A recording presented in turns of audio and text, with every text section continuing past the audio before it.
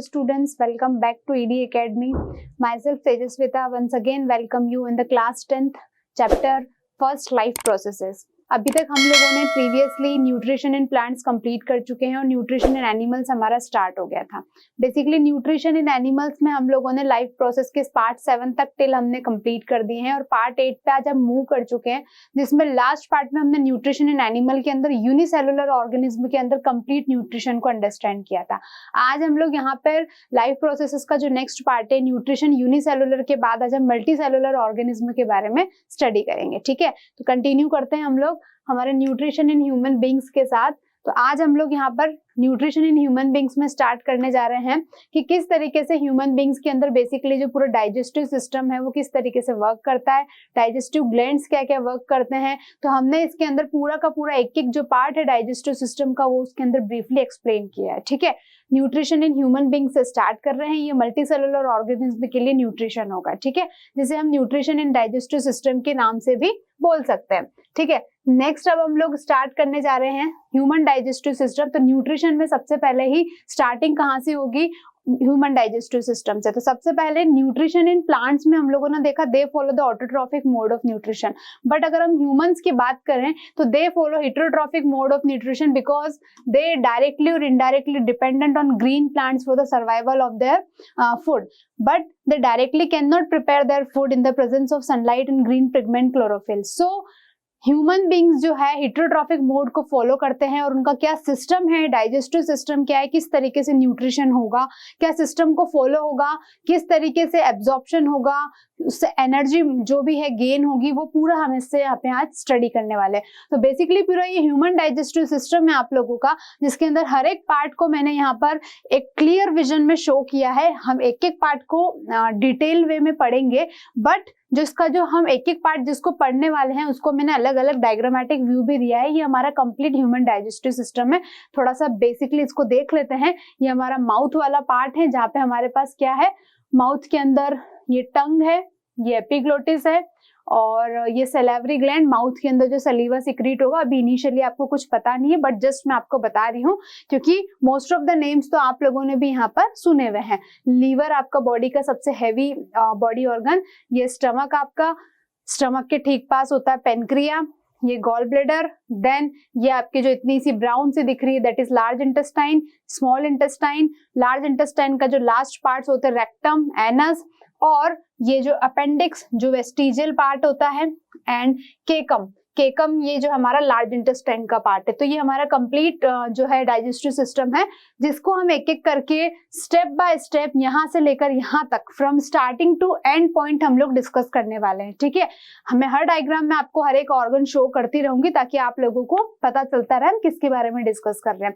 Basically जो ये हमारा माउथ है, माउथ से स्टार्ट करके जो हम ये जो लास्ट पॉइंट है एनस, यहाँ तक जो खत्म करते हैं, ये जो पूरा का पूरा पाथ है जहां से mouth, oesophagus, stomach, small intestine, large intestine, rectum, anus, ये जो कंप्लीट पूरा पाथ है, इस कंप्लीट पाथ को हम बोलते हैं एलिमेंट्री कैनाल। क्या बोलेंगे इसको हम लोग, एलिमेंट्री कैनाल। ठीक है, तो आइए हम लोग स्टार्ट करते हैं और मूव करते हैं, हमारे स्टेप बाय स्टेप एक एक पार्ट्स को अंडरस्टैंड करते हैं। ठीक है,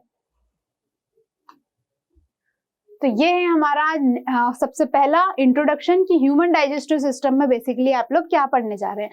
तो डाइजेशन कैटाबॉलिक प्रोसेस है। Catabolic process in the sense है कि आप बड़े बड़े कॉम्प्लेक्स फूड को स्मॉल छोटे छोटे पार्टिकल्स में क्या करेंगे, ब्रेक डाउन करेंगे। तो इन द सेम वे हम भी डाइजेशन में यही करेंगे।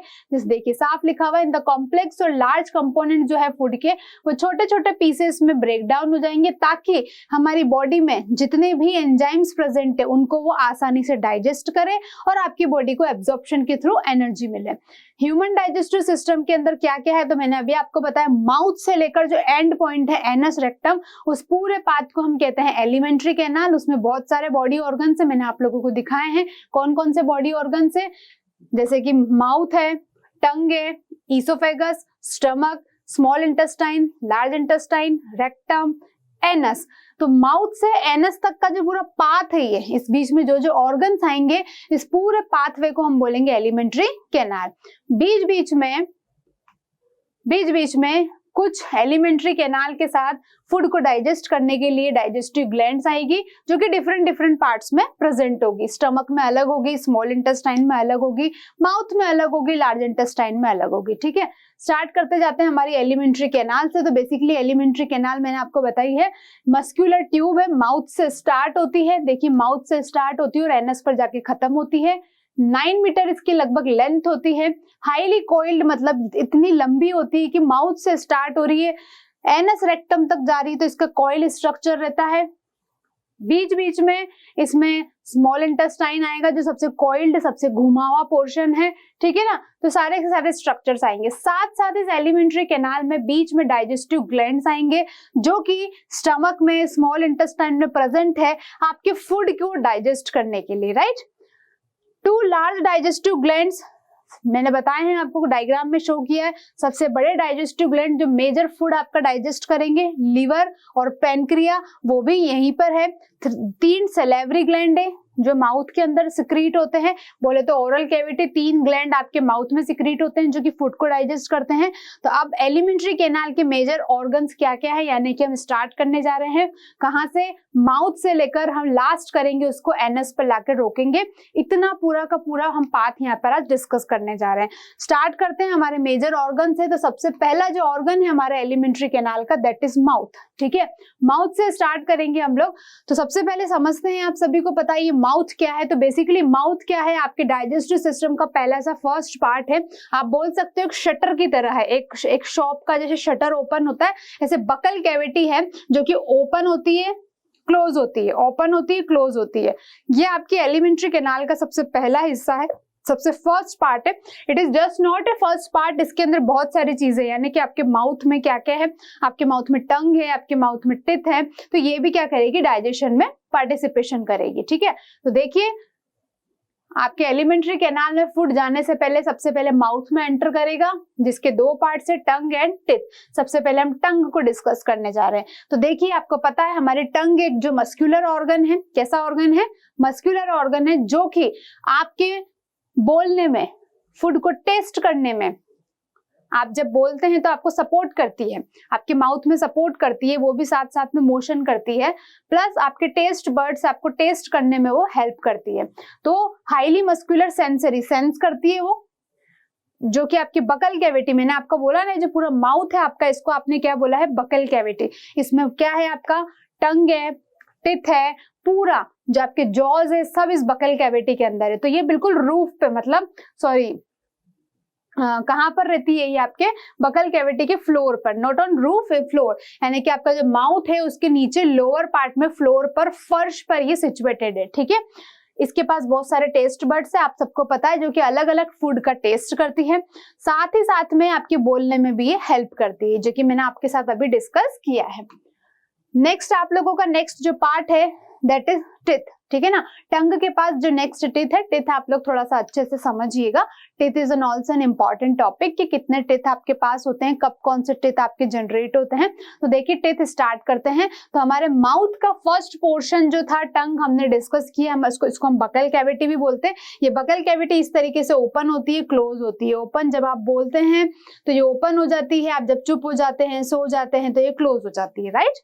तो बकल कैविटी का सेकेंड जो ऑर्गन है वो हमारा क्या है, यहाँ पर टिथ। देखिए आप सभी को पता है टिथ सबसे हार्डेस्ट स्ट्रक्चर होता है हमारी बोन्स में, जो कि देखिए बकल कैविटी में हमारे पास माउथ में एक अपर जो है, ऊपर का जबड़ा, और एक नीचे का जबड़ा। ठीक है ना, जो को हम क्या बोलते हैं, जबड़ा। तो एक अपर जो है और एक लोअर जो है, तो 2 जो है हमारे पास, इसमें टिथ अवेलेबल है। ठीक है, टिथ बेसिकली किस काम के लिए आते हैं, आपके फूड को ग्राइंड करना, कट करना और फूड को च्यू करना, इस काम में ये फूड आपके टिथ हेल्प करते हैं।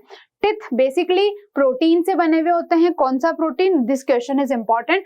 कोलेजन प्रोटीन से ये बने हुए रहते हैं, साथ में मिनरल कैल्शियम से भी ये बने हुए रहते हैं। जो छोटे छोटे बेबीज रहते हैं उनके टूथ नहीं होते हैं, वो टूथलेस ही बॉर्न होते हैं। उनके जब वो पैदा होते हैं, जब वो बर्थ लेते हैं, तो उनके कोई दांत नहीं होते। ठीक है ना, तो has their primary source of food is mother milk. क्यों नहीं होते हैं, क्योंकि उनका जो फूड का प्राइमरी सोर्स है, जब वो पैदा होते हैं, जब वो जन्म लेते हैं, तो उनका फूड का प्राइमरी सोर्स क्या है, मदर का मिल्क। तो उसको स्टार्टिंग में उनके पास टूथ नहीं होते, ना उन्हें रिक्वायरमेंट होती है। जैसे जैसे बेबी स्टार्ट टू विन, बड़ा होता जाता है, teeth milk teeth gradually start to appear. तो 6 मंथ बाद 8th मंथ बाद बच्चों के फिर छोटे छोटे से मिल्क टिथ जिसको अपन बोलते हैं वो आना स्टार्ट हो जाते हैं। तो बेबीज में मिल्क टिथ आते हैं, ठीक है ना। टिथ के बारे में आगे देखते हैं हम लोग कि कितने टिथ अब ह्यूमन बींग्स में प्रेजेंट है, कब आते हैं और क्या इनका वर्क है। तो हमारे पास 4 टाइप के टिथ होते हैं बच्चों। कितने टाइप के टिथ? 4 टाइप के। कौन कौन से? सबसे पहला जो है हमारे पास इंसीजर, सेकंड कैनाइन, तीसरा premolar and fourth is molar. तो 4 हमारे पास 4 टाइप के टिथ होते हैं। फर्स्ट इज इंसीजर, दूसरा कैनाइन, तीसरा प्रीमोलर एंड चौथा है आपके पास मोलर। 4 टाइप ऑफ टिथ हमारे पास यहाँ पर है। सबसे पहले देखिए जो इंसीजर है, मैं आपको बता देती हूँ, ये आपके आगे के जो 2 ऊपर 2 नीचे जो दांत होते हैं, ये जो फ्रंट में आपको 2 दिखते हैं ना, आप अब आप बोलोगे कौन से, तो अपने आपको मिरर में जाओ, ई करके देखो, आपको अपने टिथ दिख जाएंगे, ठीक है ना। तो यहाँ पे शार्प एजेस इनकी होती है और ये जनरली फूड को कट करने में हेल्प करते हैं ताकि फूड आपका छोटे छोटे पार्ट्स में कट हो जाए। नेक्स्ट है आप लोगों का नेक्स्ट जो टिथ है कैनाइन्स, ये इन कैनाइन्स को कस्पिड्स भी बोलते हैं, ठीक है ना। जनरली लॉयंस टिथ की कैटेगरी में आते हैं, जो आपके किसी भी फूड को टीयर करने में, फाड़ने में हेल्प करते हैं, ठीक है ना। जो लॉयन के जो टिथ होते हैं, सेम कैनाइन का स्ट्रक्चर भी वैसा है, ठीक है। मैं एक टिथ आपको अभी डायग्राम में शो करूंगी। ये कहाँ कॉर्नर्स में सिचुएटेड होते हैं, काफी शार्प होते हैं, कैरेक्टरिस्टिकली शार्प, मैंने बोला शार्प, थोड़े से लंबे, इनका जो नीचे का सरफेस रहता है वो थोड़ा सा पॉइंटी रहता है, ठीक है ना। और इनका प्राइमरी फंक्शन क्या? फूड को टीयर करना, जो भी जैसे लाइक मीट वगैरह जो होता है या टफ फूड जो रहता है उसको टीयर करने में ये हेल्प करते हैं, ठीक है। तो इंसीजर तो क्या हेल्प करता है? इंसीजर आपका कट करने में हेल्प करता है, कैनाइन आपका टीयर करने में हेल्प करता है। नेक्स्ट है प्रीमोलर। प्रीमोलर को बाइकस्पिड बोलते हैं। ये आपके कैनाइन के सेंटर में आपके पास इंसीजर, देन दोनों तरफ है आपके पास कैनाइन्स, देन कैनाइन्स के पास में आपके जो टिथ है वो बोलते हैं आपके प्रीमोलर्स, ठीक है ना। ये टिथ की फ्लैट सरफेस होती है, मतलब ये जो टिथ है ये नीचे से कुछ इस तरीके से फ्लैट सरफेस में रहेंगे, साथ में इनमें रिजेस, मतलब बीच बीच में थोड़ा सा इस तरीके से पोर्शन कट टाइप दिखता है। ये फूड को क्रश करने में और ग्राइंड करने में हेल्प करते हैं, यानी कि फूड को मिक्स कर देते हैं और बिल्कुल छोटे छोटे पार्ट में क्रशिंग कर देते हैं उसकी। लास्ट जो है आपका मोलर। मोलर सबसे लार्जेस्ट और स्ट्रॉन्गेस्ट टीथ होता है। ये बिल्कुल फ्लैट होता है और इसका बेसिकली वर्क क्या होता है? फूड को ग्राइंड करना। मतलब जितना भी फूड आप आगे से कट कर रहे हो, टीयर कर रहे हो, जो भी कर रहे हो आप उसको फाइनली पीछे ले जाके क्या करना, लास्ट में होते हैं ये बिल्कुल मोलर्स आपके, इनको ग्राइंड करना, बिल्कुल छोटे छोटे पार्ट में मिक्स करके एक के साथ एक क्या कर देना, मिक्सिंग करके उसको ग्राइंड कर देना, छोटे छोटे पार्ट्स में उसका ब्रेक कर देना, ठीक है। तो ये 4 टाइप के आपके टिथ होते हैं। ये चारों टाइप के टिथ जो है आपको अपने पूरे माउथ के व्यू के साथ इसमें देख रहे हैं। तो अभी तक हम लोगों ने एलिमेंट्री कैनाल का फर्स्ट पोर्शन डिस्कस किया है, दैट इज माउथ। सारे के सारे आप लोगों को इसमें अभी दिख जाएंगे। तो देखिए ये आपका बकल कैविटी है पूरी, इस पूरे एरिया को हम क्या बोलेंगे? Buccal cavity. ये ओपन है अभी। सबसे पहले हम देखते हैं नीचे फ्लोर पर क्या है, टंग है, मस्कुलर ऑर्गन जो टेस्ट करने में हेल्प करती है आपके। देन उसके पास हमारे पास जो ये दोनों लिप्स हो जाएंगे, ठीक है। देन है आपके पास पीछे की साइड में, इसको बाद में देखते हैं हम लोग। ये जो टिथ है आपके पास, ये टिथ आपके सारे टिथ दिख रहे हैं। सबसे पहले हमने पढ़ा था यहाँ पर कौन सा टिथ पढ़ा था? सबसे पहले हम लोगों ने पढ़ा इंसीजर। सबसे पहले हम किसके बारे में बात करेंगे? इंसीजर के बारे में बात करेंगे। तो देखिए ये रहे इंसीजर्स आपके। सेंटर में कौन कौन से टिथ होते हैं आपके पास? ये देखिए ये जो है आप लोगों के इंसीजर दिख रहे हैं। इंसीजर यहाँ पे दिख रहा है ये। दूसरा था आपका कैनाइन, बिल्कुल नीचे से शार्प होता है, जो कि फूड को क्या करने में हेल्प करता है? टीयर करने में, मीट वगैरह लाइक फूड को, हार्ड फूड को टीयर करने में हेल्प करता है। नेक्स्ट था आपका प्रीमोलर, फ्लैट सरफेस रहता है, ये फूड को ग्राइंड करने और क्रश करने में हेल्प करता है। और लास्ट था मोलर, स्ट्रॉन्गेस्ट टिथ होता है सबसे, और स्ट्रॉन्गेस्ट बोल सकते हैं, प्लस फूड को ग्राइंड भी करता है, क्रश भी करता है और आसानी से उसको इजीली पार्ट में मिक्स कर देता है। तो देखिए यहाँ पर आपको दिख रहा है ये आपके कैनाइन से दोनों तरफ, ठीक है। ये बिल्कुल जो शेर वाले दांत है ये आपके इंसीजर्स हैं।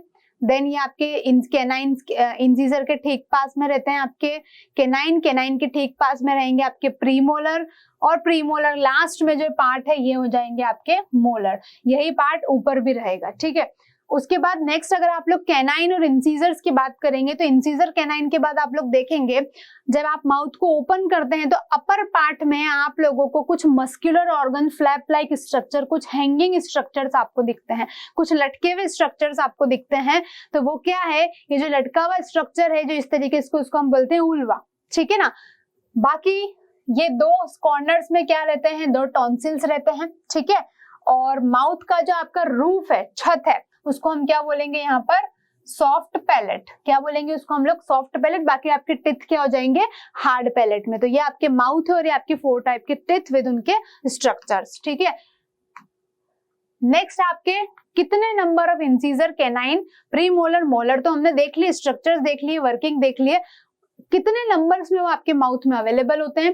तो देखिए इंसीजर्स होते हैं आपके पास 8, बोले तो 4 आपके पास, मैंने आपको डायग्राम में दिखाया 2 जो है, ठीक है ना। ये है आपका अपर जो और ये है आपका लोअर जो, ठीक है। तो दोनों जो की हम लोग यहाँ पर बात करेंगे। तो बेसिकली यहाँ पर 8 इंसीजर होते हैं, 4 अपर में 4 लोअर जो में, 4 कैनाइन्स होते हैं यानी कि 2 अपर जो में 2 लोअर जो में, 8 प्री मोलर्स होते हैं यानी कि 4 प्री मोलर ऊपर होंगे और 4 प्री मोलर नीचे वाली जो में होंगे, और 12 मोलर्स होते हैं, बोले तो 6 अपर जो में और 6 जो होंगे आपके लोअर जो में होंगे। इसमें से 4 विजडम टिथ भी आपके माने जाते हैं, जिसको आप अपनी खुद के लैंग्वेज में बोलते हैं, जो आप जब मैच्योर हो जाते हैं, जब आप में थोड़ी सा माइंड सेट क्रिएट हो जाता है, ठीक है ना, आप लोगों में जब बुद्धि आ जाती है तब ये क्रिएट होते हैं 4 विजडम टिथ, ठीक है ना। काफी लेट एज में जो है डेवलप होते हैं, ठीक है। तो ये मोलर्स के अंदर ही कैटेगराइज रहते हैं, मोलर्स के अंदर इनकी काउंटिंग होती है। तो ये इनके नंबर्स थे। उसके बाद मे बी पॉसिबल हम इन नंबर्स को याद ना कर पाए, तो हमारे पास एक डेंटल फॉर्मूला है, इजी वे में इसको हम लर्न कर सकते हैं और पता लगा सकते हैं कि कितने टिथ ह्यूमंस में प्रेजेंट है और कितने टिथ जो है चिल्ड्रंस में प्रेजेंट है। तो सबसे पहले हम डेंटिशन देख लेते हैं। ये जो है प्राइमरी डेंटिशन का मतलब है ये जो है चाइल्ड के लिए है, और ये परमानेंट डेंटिशन जो है ये किसके लिए है, एडल्ट के लिए है, ठीक है ना। अब देखते हैं, तो देखिए हम इसको इस तरीके से लिख सकते हैं। पहले हम नंबर लिख लेते हैं, इंसीजर, कैनाइन और प्रीमोलर और मोलर। अब देखिए यहां पर इंसीजर कितने होंगे, 2 इंसीजर, 1 कैनाइन। प्रीमोलर बच्चों में नहीं होता है, मोलर होते हैं 2। आप इनकी काउंटिंग करिए, 2 और 2 4 और 1 5। ये इसको हम मल्टीप्लाई बाय 2 करेंगे। मल्टीप्लाई बाय 2 इसलिए करेंगे क्योंकि अपर जो में भी होते हैं और लोअर जो में भी होते हैं, ठीक है ना। तो 2 1 0 2, तो ये हो जाएंगे आपके टोटल कितने हो रहे हैं, 2 10 हो रहे हैं। अभी आप मुझे बताइए 2 1 0 2 लोअर जो में भी होंगे, तो टोटल काउंट कर लीजिए आप लोग, 4 6 और 10। 10 मल्टीप्लाई बाय 2 करेंगे तो कितने आ जाएंगे, 20। यानी कि चिल्ड्रंस में कितने टिथ होते हैं स्टार्टिंग में, जब मिल्क टिथ जो होते हैं उनके वो 20 होते हैं। देखिए ये वाला जो है हम अपर जो की बात कर रहे हैं और ये वाला हम लोअर जो की बात कर रहे हैं, ठीक है ना। ये थोड़ा सा आप लोग स्पेसिफाइड रखना, अपर जो में नंबर्स और लोअर जो में नंबर्स इक्वल है, बट ये ऊपर वाले ये नीचे वाले मल्टीप्लाई बाय 2 करेंगे हम इनको, ठीक है, तो 20 आ जाएंगे। नेक्स्ट क्या है आपके पास, एडल्ट की बात करेंगे। तो देखिए एडल्ट में अगर आप बात करेंगे इंसीजर, कैनाइन, प्रीमोलर और मोलर, ठीक है। अब इनके नंबर्स देख लेते हैं हम लोग, तो कितने हो जाएंगे, 2 इंसीजर, 2 1 2 3। इसका डायरेक्ट कोड आप लोग लर्न रखिए, 2 1 2 3, ठीक है। तो काउंट करिए आप इसको, 4 6 10 और 16 मल्टीप्लाई बाय 2, तो ये आप लोगों के 32 दांत यानी कि 32 टिथ आप लोगों के एडल्ट में आ चुके हैं, ठीक है। 2 1 2 3 इसका कोड है। अपर जो लोअर जो होने की वजह से हमने इसको सब 2 के पेयर्स में प्रेजेंट है, ठीक है। तो हमने अपर जो लोअर जो में इसको मल्टीप्लाई बाय 2 किया है, ठीक है। तो ये आप लोगों का डेंटल फॉर्मूला है। बच्चों का क्या है, चाइल्ड का सिंपल याद रखिए, 2 1 0 2 2 1 0 2, अपर जो में लोअर जो में मल्टीप्लाई बाय 2, 2 1 2 3 2 1 2 3, ह्यूमन बींग्स में मल्टीप्लाई बाय 2। तो ये था आप लोगों का डेंटल फॉर्मूला। इस वे में आप इजीली जो है आप लोग क्या लर्न कर सकते हैं, नंबर ऑफ टिथ लर्न कर सकते हैं। ये डेंटल फॉर्मूला है, ठीक है। तो ये थे हमारे माउथ के अंदर माउथ, टंग और टिथ, ठीक है। नेक्स्ट जो बॉडी पार्ट पे हम मूव करने वाले हैं वो क्या आएगा, फेरनेक्स, ठीक है। तो फेरनेक्स बेसिकली क्या है, जैसे ही आप अपने माउथ के अंदर टंग और टिथ की हेल्प से फूड को क्रश और ग्राइंड करते हैं और जैसे इसको यहाँ पे लेके आते हैं, तो ठीक माउथ से यहाँ पे खत्म हो रहा है, यहाँ पर आपको फेरनेक्स मिलेगा, एक फेरनेक्स स्ट्रक्चर मिलेगा। स्मॉल फनल शेप्ड है, छोटे सी फनल टाइप स्ट्रक्चर होता है जो कि आपके ओरल कैविटी के ठीक पीछे, माउथ के जस्ट ठीक पीछे यहाँ पर ये लगभग प्रेजेंट होता है। ये आपके किसके साथ कम्युनिकेट करता है, ये कम्युनिकेट करता है ईसोफेगस, ये जो ईसोफेगस ट्यूब खाना जो नीचे लेके जाएगी, प्लस साथ साथ में ट्रेकिया जो आपका लंग्स का विंड पाइप जिसको आप बोलते हैं, लंग्स का जो पाइप है ट्रेकिया, इन दोनों में कॉपरेट करती है। कैसे करती है तो देखिए, थोड़ा सा इसके बारे में हम लोग देख लेते हैं। फेरनेक्स के पास ना दो पाइप होते हैं, एक माउथ से जाता है और एक हमारी नाक से जाता है, नोज से जाता है। जो माउथ से जाता है उसको हम बोलते हैं फूड पाइप, और जो ये माउथ वाला है और जो नोज से जाता है इसको हम बोलते हैं विंड पाइप। तो यहाँ पर ये वाला जो पोर्शन है ऊपर वाला, यहाँ पे क्या प्रेजेंट होता है आपका, फेरनेक्स। ये दोनों के साथ कोऑपरेट कर रहा है। तो इसके पास ना एक फ्लैप लाइक स्ट्रक्चर होता है जिसको हम बोलते हैं एपिग्लोटिस। जब आप खाना खा रहे होते हैं तो ये एपिग्लोटिस नाम का जो फ्लैप लाइक ढक्कन है, ये आपके किस पे लग जाता है, विंड पाइप पे, ताकि खाने के पार्टिकल विंड पाइप में एंटर ना करें। जब आप खाना खा लेते हैं उस टाइम पे ये ओपन हो जाता है फ्लैप लाइक स्ट्रक्चर और दोनों पाइप खुल जाते हैं, तो आप ऑक्सीजन नाक से भी ले सकते हैं और माउथ से भी ले सकते हैं, ठीक है। उसके बाद फेरनेक्स के ठीक बाद जब फूड नीचे उतरता है तो आपके पास एक oesophagus thin long muscular tube आती है जो कि फूड को माउथ में क्रश ग्राइंड करने के बाद सीधे के ऐसा का ऐसा एक पाइप स्ट्रक्चर आएगा जो कि कहाँ ले जाके खत्म होगा, स्टमक में, आपके फूड को ले जाके स्टमक में छोड़ देगा, उसको हम बोलते हैं ईसोफेगस। इस ईसोफेगस ट्यूब के अंदर जब फूड जाता है तो इसका मूवमेंट कुछ इस तरीके से होता है, ये इस तरीके से हिलती है, इस तरीके से मूवमेंट करती है, क्योंकि फूड जब अंदर जाता है तो इसमें इस तरीके से कॉन्ट्रैक्शन रिलैक्सेशन होता है, उसको हम बोलते हैं पेरिस्टाल्टिक मूवमेंट। तो ईसोफेगस में कौन सा मूवमेंट होता है, पेरिस्टाल्टिक मूवमेंट। नेक्स्ट जो आपका पार्ट है ईसोफेगस फूड के थ्रू किस में जाके जा चुका है, अब आपका स्टमक में एंटर कर चुका है और अब हम स्टमक को पढ़ने जा रहे हैं, ठीक है।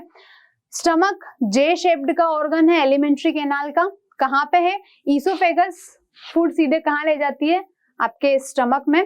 तो ईसोफेगस और स्मॉल इंटेस्टाइन के जो बीच का जो पार्ट है उसको क्या बोलेंगे हम लोग, स्टमक। साथ में यहाँ पे डायफ्राम भी है, हमने स्टार्टिंग में जो डायग्राम देखा था, अभी फिर से हम इसे देखेंगे, ठीक है ना। तो हम हमारे डायग्राम में एक बार फिर से इसको देख लेते हैं ताकि आप लोगों को पता लग जाए कि हम किसकी बात कर रहे हैं।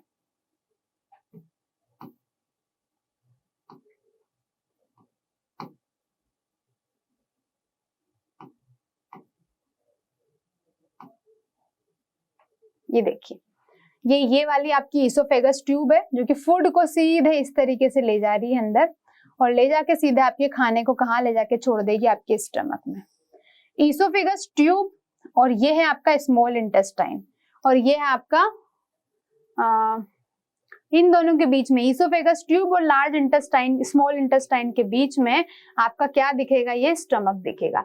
ये है आप लोगों की ब्राउन कलर वाली जो है ये आपकी लार्ज इंटेस्टाइन है, और अंदर जो बहुत लंबी चौड़ी सी इतनी कोइल हो रखी है ये आपकी स्मॉल इंटेस्टाइन है, ठीक है ना। तो ये इन पार्ट्स को हम अभी यहाँ पर डिस्कस करने वाले हैं, ठीक है।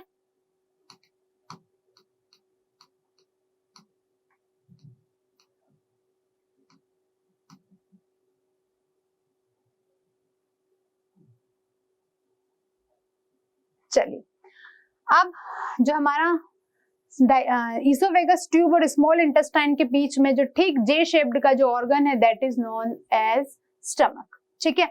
It serve as the store house, food को स्टोर करता है, लगभग 3 to 5 आवर्स को स्टोर करता है फूड को, और लगभग इसकी कैपेसिटी होती है 3 लीटर पानी जितना स्टोर हो जाता है उतनी इसकी फूड को स्टोर करने की कैपेसिटी होती है, ठीक है ना। बीच बीच में स्टमक के अंदर कुछ गैस्ट्रिक ग्लैंड्स, फूड को डाइजेस्ट करने वाले जो ग्लैंड्स है स्टमक में जो सिक्रीट होते हैं उनको बोलेंगे हम गैस्ट्रिक ग्लैंड्स, जिसमें सिक्रीट होते हैं। The muscular walls of the stomach, stomach का जो मस्कुलर वॉल है, कोई बोन नहीं है इसके अंदर, वो वॉल अच्छे से फूड को क्या कर देती, मिक्स कर देती, मिक्सर की तरह। प्लस मैंने बोला आपके पास स्टमक के अंदर कुछ डाइजेस्टिव ग्लैंड्स है या गैस्ट्रिक ग्लैंड्स है जो कि फूड को क्या करेगी, डाइजेस्ट करेगी। कैसे करेगी, ये जो गैस्ट्रिक ग्लैंड्स है या डाइजेस्टिव ग्लैंड्स है कुछ डाइजेस्टिव जूस सिक्रीट करेगी, वो जूस जो है फूड को क्या करेगा, डाइजेस्ट करेगा। The exit of food from stomach, अब फूड से निकलने वाला जो फूड है, स्टमक से जो फूड है निकल के सीधे के सीधे किसमें एंटर कर जाएगा, आपके स्मॉल इंटेस्टाइन में। तो बेसिकली आपके स्टमक का काम क्या है, स्टमक में फूड रहता है 3 to 5 आवर्स के लिए, और 3 to 5 आवर्स स्टे करने के बाद फूड वहां पर लगभग थोड़ी देर के लिए इस बीच में डाइजेशन होता है। फूड स्टमक के अंदर डाइजेस्टिव ग्लैंड्स होती है और डाइजेस्टिव ग्लैंड्स जो है डाइजेस्टिव जूस सिक्रीट करती है। वो जूस प्रोटीन, कार्बोहाइड्रेट सबका सेपरेट इंडिविजुअल डाइजेशन करता है। देन फूड को डाइजेस्ट करके ब्रेक डाउन करके कहाँ पे एंटर करा देता है, स्मॉल इंटेस्टाइन के अंदर। मैंने बताया स्टमक के अंदर 3 लीटर वाटर जितना स्टोर हो जाता है इतनी इसकी कैपेसिटी होती है, और यहाँ पर फूड कितनी देर तक स्टोर होता है, 3 to 5 आवर्स तक यहाँ पर फूड जो है स्टोर हो जाता है। एक चीज और, ग्लैंड्स अभी हम डिस्कस नहीं कर रहे हैं, अभी हम एक एक बॉडी पार्ट को, डाइजेस्टिव सिस्टम के एक एक बॉडी पार्ट को डिस्कस कर रहे हैं कि कौन से सिस्टम में कौन कैसा दिखता है, क्या उसका स्ट्रक्चर है और उसकी बेसिकली वर्किंग क्या है। ग्लैंड्स के बारे में अभी हमने यहाँ पर कोई डिस्कशन नहीं किया, ठीक है ना, उसको हम अपने नेक्स्ट पार्ट में बिल्कुल एक क्लियर व्यू के साथ हर डाइजेस्टिव सिस्टम के डाइजेस्टिव ग्लैंड्स को डिस्कस करेंगे। तो ये था आपका स्टमक। स्टमक के बाद फूड डाइजेस्ट होने के बाद सीधे जो एंटर करेगा वो किस में करेगा, आपके स्मॉल इंटेस्टाइन में। उसके पहले मैं आपको दिखा देती हूँ, ये है आपका स्टमक, जे शेप्ड इसका ऑर्गन है, मस्कुलर स्ट्रक्चर है, इसके अंदर डाइजेस्टिव क्या होती है, ग्लैंड होती है जो कि डाइजेस्टिव जूस सिक्रीट करती है, जो कि फूड को क्या करती है, डाइजेशन में हेल्प करती है। प्लस यहाँ पर 3 to 5 आवर्स तक खाना रुक सकता है और 3 लीटर वाटर स्टोर करने की जो कैपेसिटी है इतना ये फूड को स्टोर करता है। उसके बाद आपको पीछे से दिख रहा होगा ये जो आपका स्टमक है ये एंटर कर रहा है, यहाँ पे ये इस पोर्शन ने ढक दिया है, ये एंटर कर रहा है, देखो पीछे ये यहाँ आ चुका है। एक बहुत सारा कोइल्ड स्ट्रक्चर है, बहुत घुमा हुआ इतना बड़ा सा स्ट्रक्चर है जिसको हमने बोला है स्मॉल इंटेस्टाइन। इस स्मॉल इंटेस्टाइन में फूड एंटर कर चुका है जो कि काफी कोइल्ड दिख रहा है। देखिए ये पूरा पोर्शन जो है इतना कोइल्ड स्ट्रक्चर, कुछ भी नजर नहीं आएगा, बहुत कॉइलिंग हो रही है इसके अंदर, ठीक है। ये स्मॉल इंटेस्टाइन है और ये जो बड़ा डायग्राम आपको दिख रहा है, बड़ी जो इंटेस्टाइन दिख रही है ये आपकी है लार्ज इंटेस्टाइन, ठीक है ना। तो ये जो है लार्ज इंटेस्टाइन की जो है विड्थ ज्यादा है और स्मॉल इंटेस्टाइन की विड्थ कम है। अब इनको हम डिस्कस करते हैं आगे। सबसे पहले हम लोग यहाँ पर स्मॉल इंटेस्टाइन को डिस्कस करने वाले हैं। स्मॉल इंटेस्टाइन में फूड एंटर कर चुका है स्टमक के बाद, ठीक है।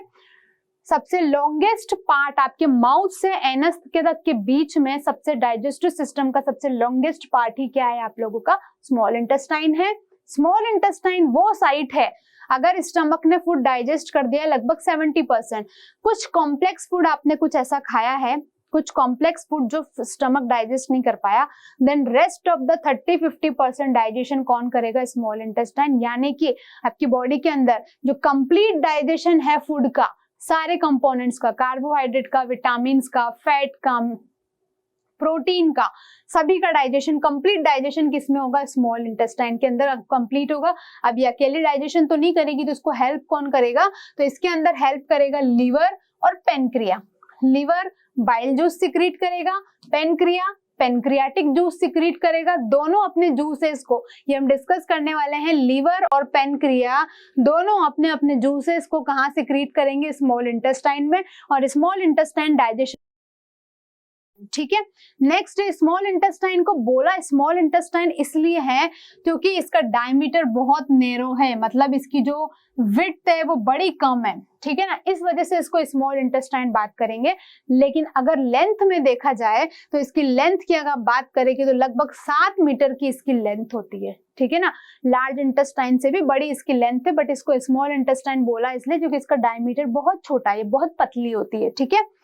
कहाँ प्रेजेंट होती है ये, आपके स्टमक, ठीक है, इसके ऊपर वाला स्टमक और इसके नीचे है लार्ज इंटेस्टाइन, तो स्टमक और लार्ज इंटेस्टाइन के बीच में आती है। बहुत सारे फोल्ड है, क्योंकि लंबाई 7 मीटर है तो बहुत सारी फोल्डिंग में प्रेजेंट होती है। साथ में एक इंपॉर्टेंट पॉइंट है स्मॉल इंटेस्टाइन के यहाँ पर, देखिए मैं आपको डायग्राम में शो करती हूँ। सपोज ये आपका स्मॉल इंटेस्टाइन है,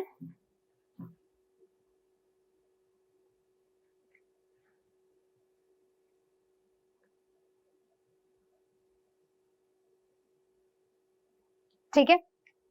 इस स्मॉल इंटेस्टाइन के इंटरनल स्ट्रक्चर में छोटे छोटे से फिंगर लाइक प्रोजेक्शंस होते हैं, यानी कि इस तरीके से छोटे छोटे फिंगर लाइक बहुत सारे प्रोजेक्शंस, मतलब ऐसे निकले हुए रहते हैं, जिसको अपन क्या बोलते हैं, इनको बोलते हैं हम लोग विली। क्या बोलते हैं इनको हम लोग? विली। ये क्या करती है विली? जब जब मैंने बोला स्मॉल इंटेस्टाइन कंप्लीट डाइजेशन करती है, कंप्लीट डाइजेशन का जो वर्क है कौन करेगा? Small intestine. कंप्लीट डाइजेशन यहाँ पर कंप्लीट होगा, तो कंप्लीट डाइजेशन के लिए इसको स्पेस भी चाहिए। जब ये डाइजेशन करती है उस टाइम पे ये विली क्या करती है? डाइजेशन करने के बाद फूड को एब्जॉर्ब करने का वर्क भी स्मॉल इंटेस्टाइन का ही होता है। तो आपकी जो विली है क्या करती है? स्मॉल इंटेस्टाइन के एरिया को, एब्जॉर्प्शन एरिया को बढ़ा देती है, मतलब उसके एरिया को थोड़ा सा बड़ा कर देती है, ताकि ये ज्यादा से ज्यादा फूड क्या कर सके, यहाँ पर डाइजेस्ट कर सके और एब्जॉर्ब कर सके। ये विली और इस तरीके से इसके एरिया को क्या कर देती है? कम ज्यादा कर देती है, ठीक है। तो ये था आप लोगों का विली का वर्क, ठीक है। उसके अलावा यहाँ पर मैक्सिमम एब्जॉर्प्शन होता है, फूड यहाँ पर लॉन्गर ड्यूरेशन के लिए रुकता है, ताकि स्टमक के लगभग ही फूड यहाँ पर रुकता है, ताकि इसके दो काम होते हैं, कॉम्प्लेक्स फूड को, सारे कॉम्प्लेक्स फूड को सिंपलर फूड में कन्वर्ट करना, कंप्लीट डाइजेशन करना, डाइजेस्ट करने के बाद उसमें से एनर्जी को क्या करना? एब्जॉर्ब करना। दो वर्क इसके होते हैं, कौन कौन सा? डाइजेशन और एब्जॉर्प्शन। दैट्स व्हाई फूड यहाँ पर काफी लंबे टाइम तक के लिए स्टे करता है। वंस अगेन मैं रिपीट करती हूँ, अभी जस्ट हम लोग यहाँ पर एक एक सिस्टम का ओवरव्यू देख रहे हैं, अंदर फंक्शनिंग कैसे होती है वो डाइजेस्टिव सिस्टम में हम लोग अच्छे से देखेंगे, ठीक है ना। Due to the presence of circular fold, इसमें विली प्रेजेंट होती है, इसकी वजह से फूड, क्योंकि विली प्रेजेंट होती है, इसके एरिया को तो बढ़ा देती है, लेकिन इसमें फोल्डिंग बहुत ज्यादा, बहुत लंबी है ना, तो फूड धीरे धीरे धीरे धीरे एंटर करता है। इस वजह से यहाँ पर फूड को जाने में, एब्जॉर्ब करने में और डाइजेस्ट होने में टाइम लगता है। क्योंकि 7 मीटर की लंबी अगर ये कॉइल्ड ट्यूब लाइक स्ट्रक्चर है, तो इतनी कॉइलिंग होने के बाद फूड का मोशन थोड़ा सा क्या हो जाता है? स्लो हो जाता है, क्योंकि इसका डायमीटर भी क्या है? थोड़ा सा कम है, ठीक है।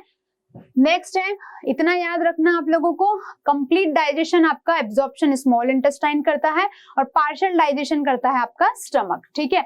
स्मॉल इंटेस्टाइन के बेसिकली इंपॉर्टेंट पार्ट यही है, आपके स्मॉल इंटेस्टाइन के 3 पार्ट्स होते हैं। तो देखिए अगर आपके पास ये इस तरीके से स्मॉल इंटेस्टाइन है, तो हम ये फर्स्ट पार्ट को मान लेते हैं डियोडिनम, सेकेंड वाले पार्ट को हम मान लेते हैं जेजुनम और लास्ट पार्ट को हम मान लेते हैं इलियम, ठीक है ना।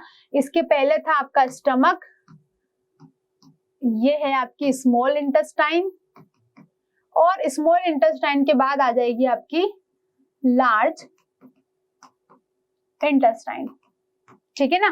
तो सबसे पहले डियोडिनम को डिस्कस करते हैं। डियोडिनम सबसे छोटा पार्ट होता है और स्टार्टिंग में प्रेजेंट होता है, और ये देखिए इसके पहले स्टमक है, स्मॉल इंटेस्टाइन के पहले, तो ये स्टमक से क्या रहेगा? जुड़ा हुआ रहेगा, ठीक है ना। ये भी फूड, इसका मेन फंक्शन क्या होता है? एक एक का मेन फंक्शन है। तो डियोडिनम का फंक्शन क्या है? प्रोटीन और फैट का डाइजेशन करना। किसका डाइजेशन करना? डियोडिनम का मेन फंक्शन है प्रोटीन का और फैट का डाइजेशन करना। नेक्स्ट सेंटर पार्ट क्या है बेटा?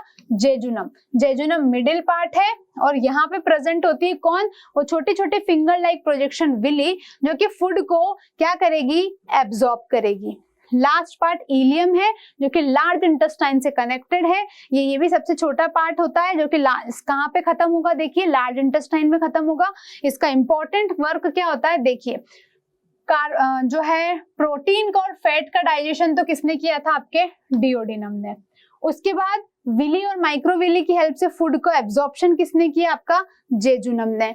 इसके अलावा कुछ और एब्जॉर्प्शन भी तो होंगे फूड में से, जैसे कि vitamins, vitamin B12, bile salt, इनका एब्जॉर्प्शन कौन करेगा? इलियम, जो कि लार्ज इंटेस्टाइन से कनेक्टेड है, ठीक है। इसके बाद अब जैसे इलियम खत्म हुआ, तो अब आपका जो नेक्स्ट पार्ट मूव करेगा, तो यहाँ पे देख सकते हो आप लोग क्लियरली, ये आपका स्टमक है, और स्टमक के बाद फूड सीधे देखिए पीछे कॉइल्ड स्ट्रक्चर जिसमें एंटर किया था, ये इतना घुमा हुआ एरिया आपका क्या दिख रहा है? यहाँ पर स्मॉल इंटेस्टाइन के 3 पार्ट्स देखिए। सबसे ऊपर वाला पार्ट, छोटा वाला पार्ट क्या होता है आपका, देखिए डिओडिनम, जो कि किससे कनेक्टेड है, स्टमक से कनेक्टेड है। ये फैट और प्रोटीन का डाइजेशन करेगा। बीच का जो पार्ट है काफी लंबा पार्ट होता है, ये वाला पार्ट, ये जेजुनम होगा, ये फूड को एब्जॉर्ब करेगा। और लास्ट पार्ट जो है इलियम, जो कि सीधे जाके किससे कनेक्ट हो जाएगा फिर बाद में जाके लार्ज इंटेस्टाइन से। इसका वर्क क्या होता है, न्यूट्रिशन, ठीक है ना, न्यूट्रिशन को डाइजेस्ट करना, एब्जॉर्ब करना, सॉरी न्यूट्रिशन। इसके अलावा ये एब्जॉर्ब करेगा ये विटामिन B12, सॉल्ट, मिनरल्स, इन सबको एब्जॉर्ब कौन करेगा, इलियम करेगा। ठीक है, तो ये स्मॉल इंटेस्टाइन के आपके 3 पार्ट्स है। ये आपका स्टमक, ये ऊपर आपका है लिवर। ठीक है, नेक्स्ट जो पार्ट है आप लोगों का, अब क्या है, फूड एंटर कर चुका है लार्ज इंटेस्टाइन में, उसके पहले स्मॉल इंटेस्टाइन ने फूड को डाइजेस्ट भी कर दिया है, एब्जॉर्ब भी कर दिया है। ठीक है, लार्ज इंटेस्टाइन का नाम लार्ज इंटेस्टाइन इस वजह से है, लेंथ इसकी छोटी है बट डायमीटर इसका काफी बड़ा है, काफी विड्थ इसकी बहुत है, चौड़ी बहुत है ये। ठीक है ना, डायमीटर ज्यादा होने की वजह से इंटेस्टाइन बोला, लगभग इसकी लंबाई की आप बात करोगे तो सिर्फ 1.5 मीटर होता है, जबकि स्मॉल इंटेस्टाइन का लेंथ होता है 7 मीटर, इससे काफी ज्यादा है। ठीक है ना, ट्रिपल है इसका। ठीक है, लार्ज इंटेस्टाइन से एक ऑर्गन प्रेजेंट अटैच रहता है, जो कि मैंने स्टार्टिंग में आपको बताया था, अपेंडिक्स। ये वेस्टिजियल ऑर्गन है, लार्ज इंटेस्टाइन से कनेक्ट रहता है, जो कि आपकी बॉडी में ना बढ़ता है ना घटता है, कोई हेल्प नहीं करता है बॉडी के अंदर। लेकिन अगर इन सर्टेन सर्कमस्टेंसेस अगर ये बॉडी में थोड़ा सा भी बढ़ जाता है, ठीक है ना, वेस्टिजियल ऑर्गन है, कुछ काम का नहीं है, लेकिन अगर ये बॉडी में बढ़ जाता है तो it can give pain to you, तो हमें इसको सर्जरी के थ्रू कट करके बॉडी से निकाल, अपेंडिक्स रिमूव नहीं करेंगे, जो पार्ट बढ़ जाता है उसको कट करके रिमूव कर देते हैं। ठीक है, लार्ज इंटेस्टाइन कोई एंजाइम सिक्रेट नहीं करता है, जो कि इसको फूड के अंदर कोई भी डाइजेशन नहीं करना है। ये सिर्फ और सिर्फ क्या एब्जॉर्ब करता है, वाटर एब्जॉर्ब करता है, और सारे फूड में से जो भी डाइजेस्ट और एब्जॉर्ब फूड स्मॉल इंटेस्टाइन ने फेंक दिया लार्ज इंटेस्टाइन के पास, उसमें से फूड में से वाटर को ये एब्जॉर्ब कर लेता है। जैसे ये वाटर को एब्जॉर्ब करता है, कैसे में कन्वर्ट हो जाता है, थोड़ा सा सॉलिड पार्ट में आ जाता है। क्यों?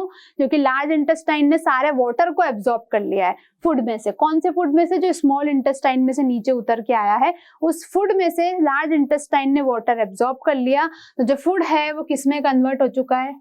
सेमी सॉलिड फेसेस में। ठीक है ना, थोड़ा वाटर है, थोड़ा लिक्विड है। ठीक है ना, लिक्विड न के बराबर है। मैक्सिमम अनडाइजेस्टेड फूड कैसा हो चुका है, अब वेस्ट फूड सॉलिड फॉर्म में आ चुका है। उसको सीधे के सीधे रेक्टम में पहुंचा दिया जाएगा, स्टोर रहेगा रेक्टम में। उसके बाद हम देखते हैं अनडाइजेस्टेड फूड कुछ देर के लिए लार्ज इंटेस्टाइन के पास कहाँ जाएगा, एनस रेक्टम के पास जाएगा, देन बॉडी से आउट होगा। इस प्रोसेस को हम बोलते हैं डीफिकेशन। एलिमेंट्री कैनाल से बाहर निकल जाएगा फूड। ठीक है ना, उस प्रोसेस को हम क्या बोलेंगे? डीफिकेशन। तो सबसे पहले तो देखते हैं हम लोगों ने लार्ज इंटेस्टाइन के बाद फूड को कहाँ पहुंचाया है। अब हमने लार्ज इंटेस्टाइन को फूड को जहां पे पहुंचाया है उसके लोग देखते हैं। देखिए ये लार्ज इंटेस्टाइन जो है जब फूड को पहुंचाएगी बाहर, उसके पहले इसके भी 3 पार्ट्स होते हैं। कौन कौन से? तो लार्ज इंटेस्टाइन जहां कहाँ स्टार्ट होती है, जहां पे स्मॉल इंटेस्टाइन खत्म होती है। तो इसके 3 पार्ट्स है। कौन कौन से? केकम, नंबर फर्स्ट है केकम, सेकेंड है कॉलन और थर्ड है यहाँ पर रेक्टम। ये इसके 3 पार्ट्स है। ठीक है ना, द लार्ज इंटेस्टाइन के अंदर स्मूथ मसल्स होती है, वाटर को एब्जॉर्ब कर लेता है और फूड को कर देता है। ठीक है ना, अब एक एक का वर्क देखते हैं। उसके बाद लार्ज इंटेस्टाइन जब वाटर को एब्जॉर्ब कर देता है, फूड को प्रेशर लगा के रेक्टम एनस के पास भेज देता है। ठीक है, यहाँ पर जो 3 पार्ट्स है हम इनके एक एक के बारे में पढ़ लेते हैं। ठीक है ना, कि इनकी वर्किंग क्या है। सबसे पहला केकम है। ठीक है ना, दूसरा है कॉलोन। कॉलोन के भी 4 पार्ट्स है, ascending colon, descending colon, transverse colon और सिग्मोइड कॉलन। इसके 4 वर्क। ठीक है ना, उसके पहले हम लोग देख लेते हैं। यहाँ पर मैंने बोला आप लोगों को इसके 3 पार्ट्स है, केकम, कॉलन, रेक्टम। केकम क्या करता है, लार्ज इंटेस्टाइन में, स्मॉल इंटेस्टाइन में जो भी फूड भेजा है उसमें से वाटर और मिनरल्स को एब्जॉर्ब कर लेता है जो उसके यूजफुल है। उसके बाद फूड को एंटर करवा देता है किसमें, कॉलन में। कॉलन के 4 पार्ट्स है और इनका वर्क क्या है, इनका वर्क है वाटर के साथ साथ कुछ सॉल्ट को भी क्या करना, एब्जॉर्ब करना। किसका फंक्शन है ये, कॉलन का फंक्शन, ठीक है। सॉल्ट एब्जॉर्ब हो गया, वाटर एब्जॉर्ब हो गया, अब फूड में कुछ नहीं बचा है। Simple it is waste, solid waste बच चुका है ये, ठीक है ना, जिसको अपन क्या बोलेंगे, फेसिस, ठीक है ना, फेसिस इसको बोलेंगे। Due to the absence of villi, large intestine के पास विली नहीं है तो यहाँ पर न्यूट्रिशन को एब्जॉर्ब करने को के लिए, एरिया को बड़ा करने के लिए कुछ जगह नहीं है। फाइनली जैसे यहाँ पर प्रेशर क्रिएट होगा, फूड को कहाँ थ्रो कर दिया जाएगा, एनस और रेक्टम के पास, ठीक है ना। केकम जो है अटैचमेंट टू वेस्टिजियल ऑर्गन, यानी कि केकम जो है एब्जॉर्ब तो करता ही है, बाकी केकम से मैंने आपको बताया एक वेस्टिजियल ऑर्गन कनेक्टेड रहता है जिसको अपन क्या बोलते हैं, अपेंडिक्स, जो कि आपकी बॉडी में कुछ वर्क नहीं करता है, आपके कोई यूज का नहीं होता है। आप लोग देख सकते हैं ये आपका पूरा लार्ज इंटेस्टाइन है, इसकी लेंथ है 1.5 मीटर, डायमीटर इसका क्या है, ग्रेटर है किससे, ग्रेटर देन स्मॉल इंटेस्टाइन। दूसरी बात, यहाँ पे इसके 3 पार्ट्स होते हैं, कौन कौन सा, देखिए यहाँ से स्टार्ट हो रही है, ये स्मॉल इंटेस्टाइन ने यहाँ पे लाके छोड़ दिया फूड को, ये सबसे पहला पार्ट है केकम, यहाँ तक केकम से अटैच्ड है वेस्टिजियल ऑर्गन, इतना सा ही जो आपको दिख रहा है अपेंडिक्स। अगर ये थोड़ा सा बढ़ जाता है तो इसको कट करके बॉडी से बाहर निकालना पड़ता है, अदरवाइज ये आपको स्टमक पेन क्रिएट करता है। केकम के बाद नेक्स्ट पार्ट है, देखिए कॉलन। कॉलन काफी बड़ा है, ये असेंडिंग क्योंकि ये ऊपर चढ़ रहा है, बीच का एरिया ट्रांसवर्स, नीचे उतरते वाला एरिया कॉलन। ये पूरा एरिया जो है कौन सा आपका, कॉलन, असेंडिंग, ट्रांसवर्स और डिसेंडिंग कॉलन, ये जो तीनों पार्ट्स है ये क्या एब्जॉर्ब करेंगे, ये एब्जॉर्ब करेंगे इसमें से वाटर और सॉल्ट को एब्जॉर्ब करेंगे। फाइनली ये सिग्मोइड कॉलन है, नीचे आ गया है। अब फूड के अंदर कुछ यूजफुल चीजें नहीं बची है, मिनरल, वाटर सब एब्जॉर्ब हो चुका है, सॉल्ट एब्जॉर्ब हो चुका है, ठीक है। अब जो फीसिस की फॉर्म में, क्योंकि इसके पास मैंने बोला अंदर कोई विली नहीं है इसके अंदर, तो ये फूड को ज्यादा टाइम तक स्टोर नहीं कर सकता है, कुछ एब्जॉर्ब नहीं कर सकता है, कोई एंजाइम्स इसके पास प्रेजेंट नहीं है डाइजेस्ट करने के लिए। फूड को प्रेशर लिए किसके अंदर थ्रो कर देगा, एनस में थ्रो कर देगा, ठीक है ना। एनस के बाद देखते हैं अब क्या होता है। तो नेक्स्ट पार्ट है आपके एलिमेंट्री कैनाल का रेक्टम। लार्ज इंटेस्टाइन फूड को टेम्पररी कुछ देर के लिए कहाँ भेजेगी, कैसा फूड है, अनडाइजेस्टेड वेस्ट सॉलिड फूड, जिसमें कोई न्यूट्रिशनल वैल्यू कुछ नहीं बची उसके अंदर, सॉलिड फॉर्म में वो आ चुका है और वो finally facial store faecal form के अंदर, फेसिस के फॉर्म में रेक्टम में स्टोर होगा। देन लास्ट रेक्टम उसको कहाँ थ्रो करेगा, एनस पे, पर उसके पहले ये आपका एनस जो है माउथ से स्टार्ट किया था और अब हम पहुंच चुके हैं एनस पे।